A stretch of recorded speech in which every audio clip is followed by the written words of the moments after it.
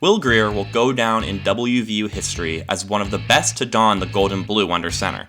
He averaged 334 passing yards a game for the Mountaineers and threw 81 touchdowns in his 2 years at Morgantown. He was also a contender for the Heisman his senior year at WVU, getting 4th place behind the likes of Dwayne Haskins, Tua Tagovailoa, and eventual winner Kyler Murray. What is strange is that there is a major difference between those quarterbacks now and Will Grier.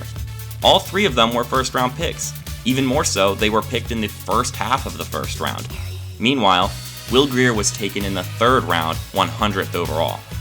To further push the difference, Kyler Murray is starting for the Arizona Cardinals. Dwayne Haskins is the de facto starter in Washington, and it is expected that Tua will be the starter for Miami soon, if not immediately.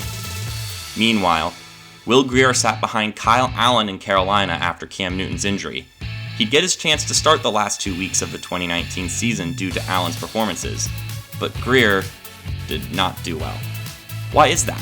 Why did his performance drop so much in the NFL? Let's start by looking at what the scouts said about Grier coming out of college, because they spotted weaknesses that would become bigger in the NFL.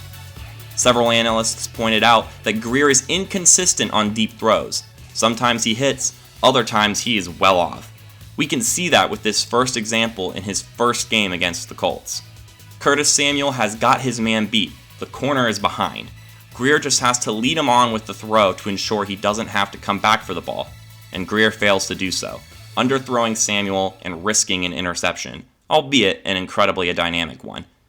He will sometimes hit other deep throws of less difficulty, so the analysts were right to be worried about this trait of inconsistency in Will Grier. Another aspect of Grier's game that garnered criticism in college is his poor handling of pressure in the pocket. One even said he will step out of a clean pocket and force himself to make a difficult throw when he could stay nice and tight in the clean pocket.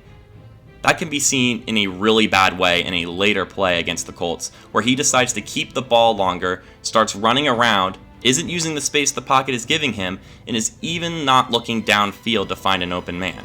It's a disaster of a play that Grier had a major fault in. This is not the only time he is guilty of this, but this example is one of the most heinous ones. On that note, Grier struggles with decision-making under pressure, which is another trait that some scouts were concerned about. Here are some examples of that. In this one, Grier feels his entire line falling towards him, so he falls back to a bad habit spotted at WVU, throwing to a predetermined man. He quickly dumps it to McCaffrey when both Jarius Wright and even better Chris Hogan were open and ready to collect yards on a long second down. The second example is the very next play, a long 3rd down, and they need to get it to the 45. Grier rolls out of the pocket and then lobs it down the field to Jarius Wright, requiring him to make a fantastic play in order to get a first down. Instead of that happening though, Anthony Walker comes down with the ball for the interception. Obviously, throwing it into a large mass of players isn't a great idea, but Grier even had McCaffrey in the middle of the field open. Yes, he would need to make a play in order to get the first down, but it's Christian McCaffrey. Certainly you'd like the odds. And if you wanted to go deep, Chris Hogan was open right by Jarius Wright and would have been the better option. Another flaw of Grier's game that came with him from college is his inability to handle zone coverage and use head movement to throw off defensive backs. Take this first example.